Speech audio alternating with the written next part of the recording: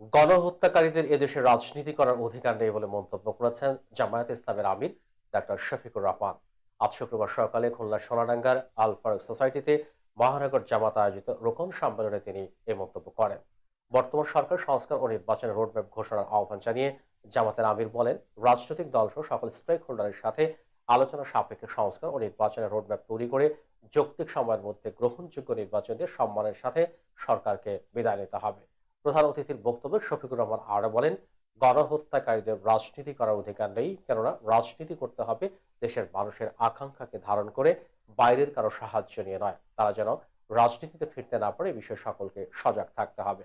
শিক্ষা সংস্কার কমিশনের বিষয়ে জামাতের আমির বলেন, শিক্ষা সংস্কার কমিশনে আল্লাহকে স্বীকার করেন না এমন লোকদের অন্তর্ভুক্ত করা হয়েছে। শিক্ষা সংস্কার কমিশনে কমপক্ষে একজন আলিয়া ও একজন কওমি নেসাবের আলমকে অন্তর্ভুক্ত করতে হবে। মিডিয়ার বিদ্রোহের বিষয়ে সঠিক তথ্য জাতির সামনে উন্মোচিত করতে হবে। নির্দোষদের মুক্তি দিতে হবে, দোষীদের দিতে হবে শাস্তি।